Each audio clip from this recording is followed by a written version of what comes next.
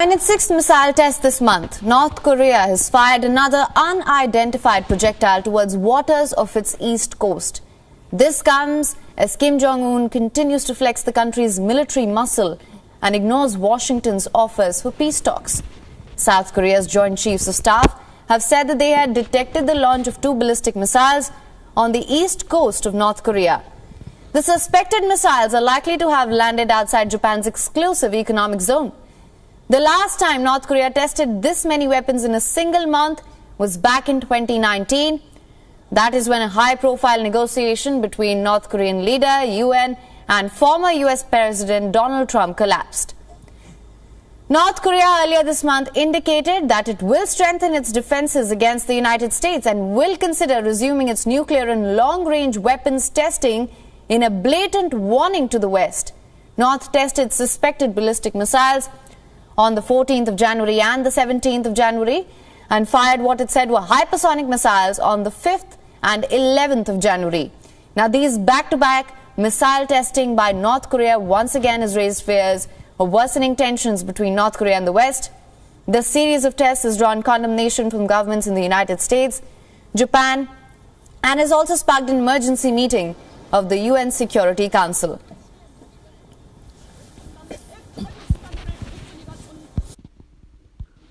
Giving all praise, honor, and glory to Yahweh, Ba'ashim Rashah, double honor to the apostle and the brother, speak the truth from the world, show the one to the elect, show the one.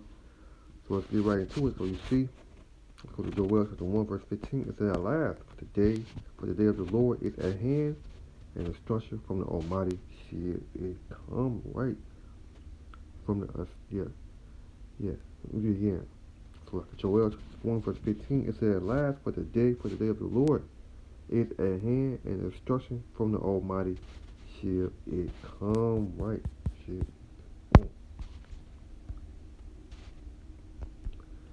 Joel chapter 2 verse 1. Terrible vision. Joel chapter 2 verse 1. It said, "Blow you the trumpet in Zion, sound a holy alarm in my holy mountain. Let all the inhabitants of the land tremble. For the day of the Lord come forth, it's not at hand." Right, it's not at hand. Verse 2, "A day of darkness and gloomy, a day of cloud and thick darkness, as the morning spread upon the mountain, and the great people are as strong. There have not been even, there are like it, neither shall be any more after, even to this year of many generations." Right, blow the trumpet in Zion. We get again.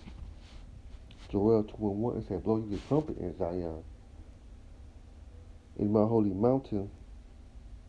We'll get again. So like it. Joel chapter 2 verse 1, it said, "Blow you the trumpet in Zion, sound a holy alarm in my holy mountain." So like, let all the inhabitants of the land tremble, for the day of the Lord come forth, is not at hand.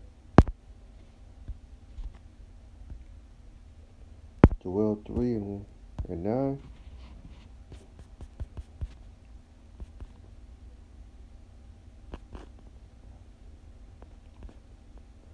Plow your bullicles of your this among the Gentiles, prepare war, wake up the mighty man, and let all the men of the war, the mighty man, let all the man war draw near, let come up, beat your pretty sure and sword, and your pillar hooks into spirit, and let the weak say, I'm strong." Right, let the weak say, I'm strong.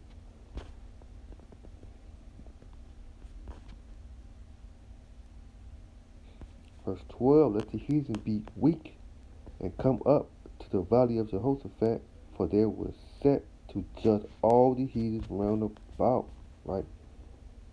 Read again, Joel 3:2, "And let the heathens be weak,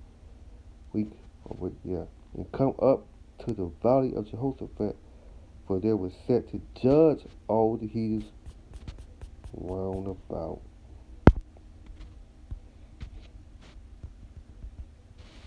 Okay, that's select it.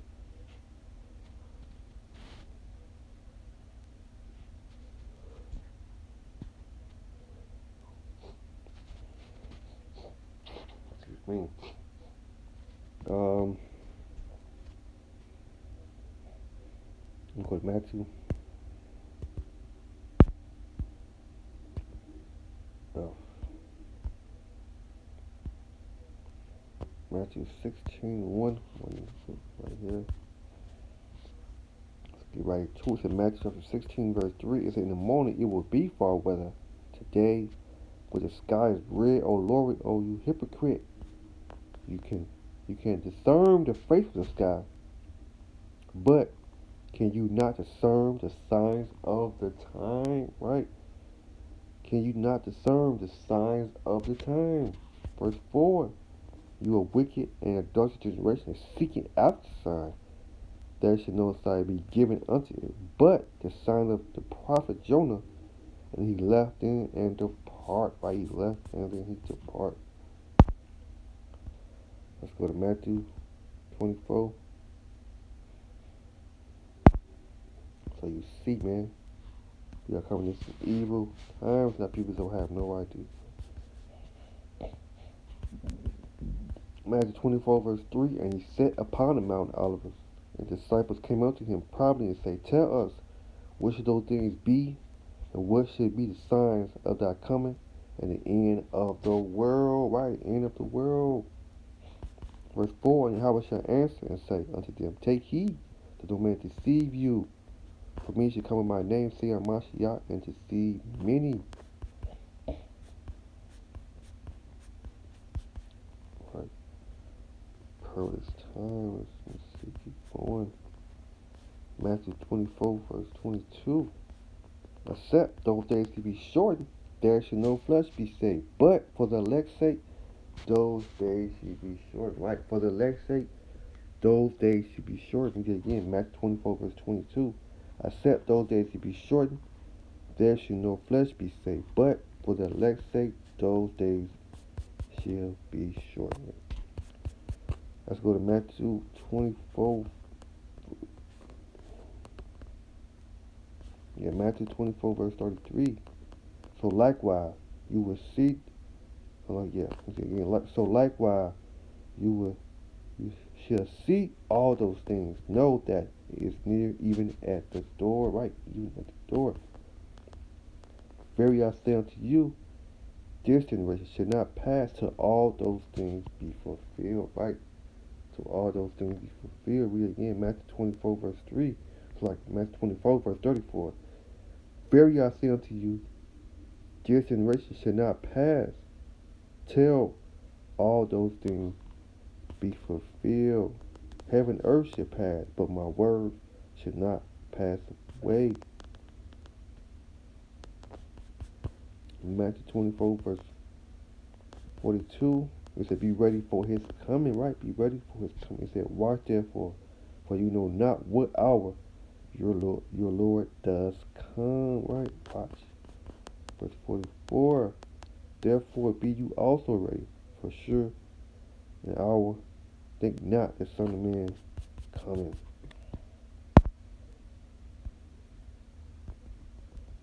Alright, coming. What else? Let's go to Luke.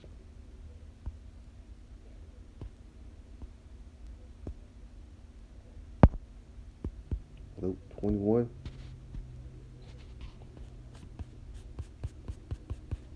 Verse 34. No, I think I'm going to go 25.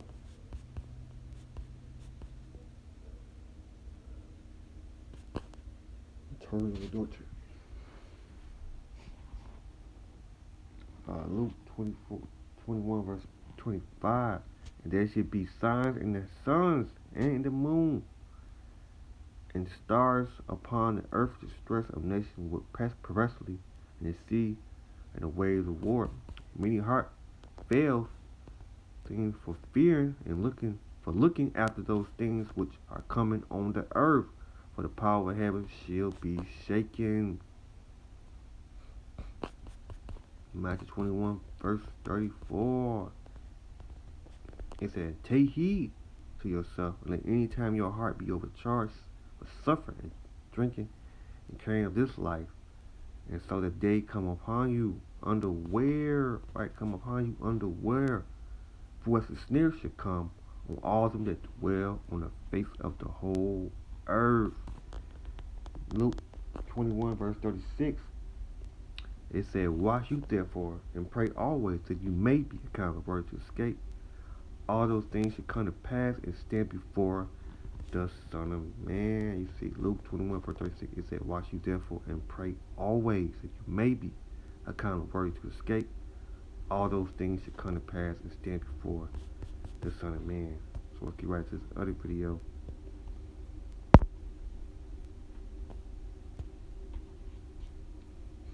Today I'm going to show you how to make the survival food that saved America during the Great Depression. It's long-lasting without... From Russia and Ukraine met in Paris to diffuse tension seemingly, the United States is now busy issuing fresh warnings, this time of a full-fledged invasion by Russia. The top U.S. diplomat Wendy Sherman echoed the same concerns today. The U.S. remains convinced that Vladimir Putin is ready to use force against Ukraine by mid-February. Basically, what Sherman is saying is that Putin is set to travel to the Beijing Olympics in February, and any military action during his presence at the Olympics could upset the Chinese President Xi Jinping. So the U.S. estimates that he could use force by sometime around mid-February. The U.S. Embassy in Ukraine urged its citizens to consider departing now, as fears continue over the possible fears of a Russian invasion of Ukraine. In a statement, the embassy warned that the security situation could deteriorate with little notice. Russia, on the other hand, is busy displaying its military might to the world. It has sent more troops towards Ukraine than ever before and has also begun massive military drills with all its fleets. The Defense Ministry has now published videos showing the units moving towards Russia's Rostov region, a region that borders Ukraine. The military also announced new drills involving 6,000 more troops near Ukraine.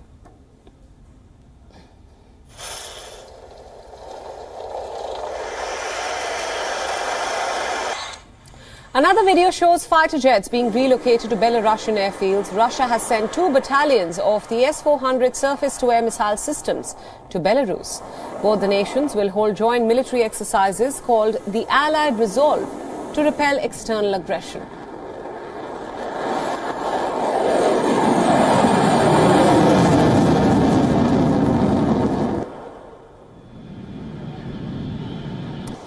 There's more. More than 20 warships have entered the Black Sea. Videos show now that warships with radar transmitters on maneuvers are deployed in the Black Sea region. And according to Moscow, the presence of the massive warships is a part of a scheduled naval exercise in the Mediterranean.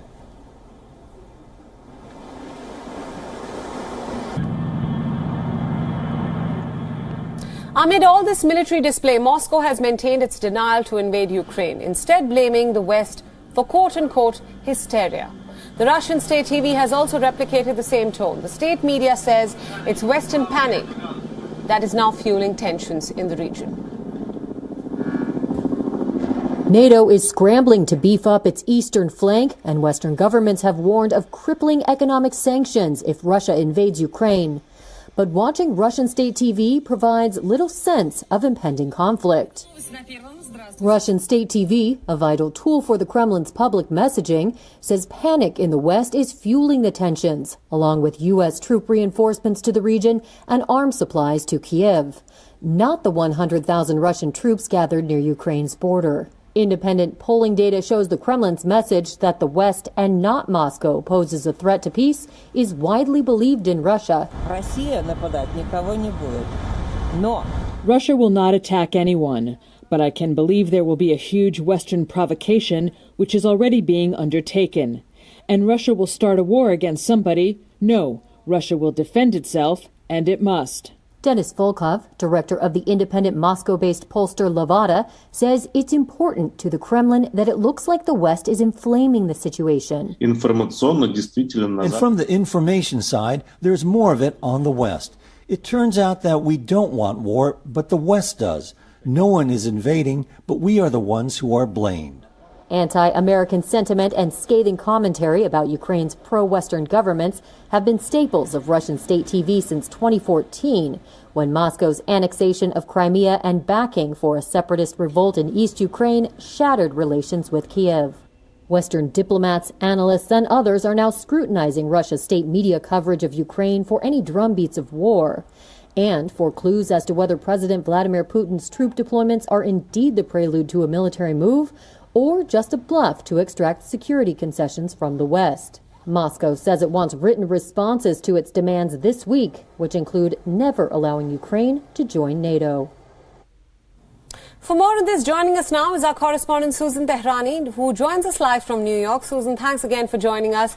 Now, the United States yet again has raised a global alarm over a Russian invasion of Ukraine, warning its embassy officials to leave Ukraine. We've seen troop deployment from all sides. Russia, in fact, is holding drills and a lot more. How does the conflict stand as of now, and how realistic is the fear of a Russian invasion of Ukraine at this point in Washington? So latest developments that we have right now, news is that one of the chief negotiators, Wendy Sherman, just had a conversation with Estonian officials, and you can see how concerned European officials are, asking the United States what they think that Russia's next move is. And there's a quote from Wendy Sherman in the readout that basically says that she does not know what Vladimir Putin's next move is, and she predicts that perhaps what will happen is that Vladimir Putin, first of all, she makes clear that she does not own, the only person that knows what Vladimir Putin's next move is Vladimir Putin. But what she predicts is that if Russia decides to invade, it would be after the Beijing Olympics, and that would be sometime in mid-February, considering the fact that Vladimir Putin plans on going to the Beijing Olympics on February 4th. That's when it's supposed to launch.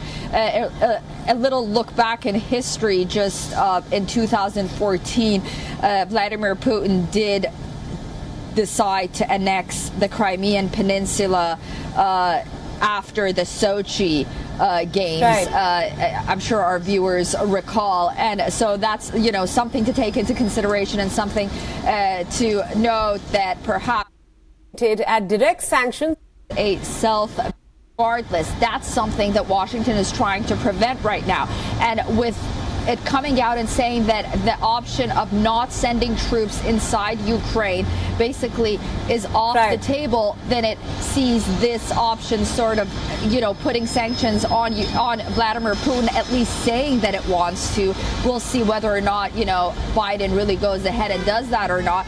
It sees the only path forward. It has to do something at this point. America has to say something at this point to get that kind of authority back in these talks. A lot of analysts are saying that, Putin has Biden where he wants to have him. So, it's natural that the United States would come out with these statements at this point.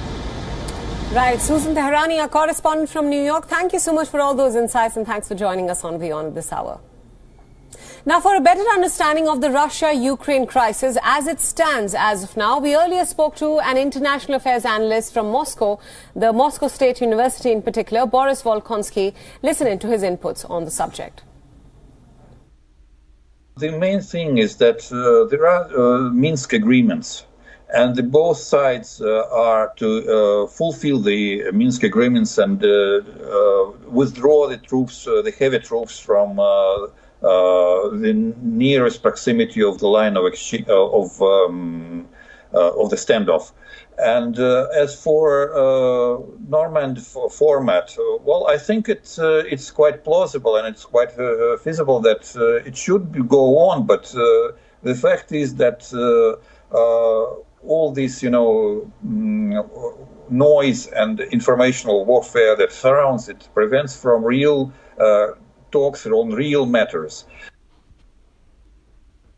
It's always better to talk. So you see, man. Let's go. Some scriptures. Let's go to Exodus chapter 9.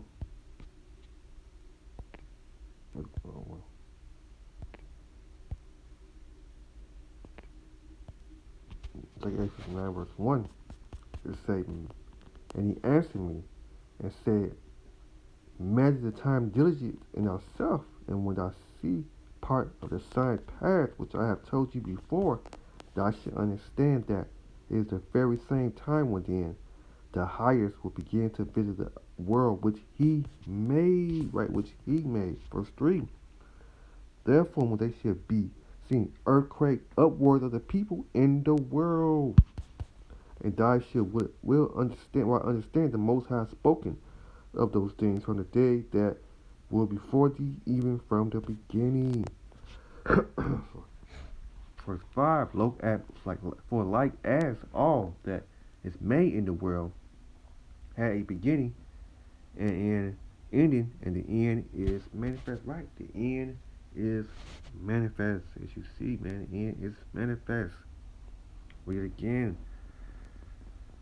2 Ezra 9 verse 5, for like as all that is made in the world had a beginning and an ending, and the end is manifest, even so that time also of highest had plans beginning in the wonders and power works, and in an effect of a sign. Everyone that should be saved and should be able to escape by his works and by faith whereby you have believed. Right. Read it again. 2 Ezra 9 verse 7. And everyone that shall be saved and by be able to escape by his works and by faith whereby you have believed shall be preserved from the same perils, shall see my salvation in my land and with my borders, for I have sanctified thee from me from the beginning. And they shall be in pitiful case which now have abused my ways, and they that have cast them away and despised it shall despiteful shall dwell in torment. For sure as their life had received benefit, have not known me. Verse 11, and they have loved my law, will they had yet liberty, and was yet placing of repentance was open unto them, understood not, but despised it. The same must know it after death by pain. Right, after death by pain, man. The same will know about death by pain. Let's move on. Up, wrong one. 2 Ezra 9 verse 15. It said, behold, I speak in the ears of my people the word of prophecy, which I have put in thy mouth, said the Lord, are causing to be written in paper, for they are faithful and true. Right, they are faithful and true. Verse 4, for all the unfaithful shall die in their unfaithfulness. Right, all the unfaithful shall die in unfaithfulness. Verse 5, behold, saith the Lord, I will bring plagues upon the world, the sword, famine, death, and destruction. Right, it's going to be plagues upon the world, man. Read it again. 2 Ezra chapter 15, verse 5. Behold, saith the Lord, I will bring plagues upon the world, the sword, famine, death, and destruction. Right, destruction. So, man. So you see the time that we are in, man. And our people still don't have no idea. Destroyed for lack of knowledge, man. Have no idea. I'm going to close it out right there. So giving all praise and glory to Yahweh, by Shema Bashar, done with to apostle and brothers, speak the truth from the world. Shalom to the elect. Shalom.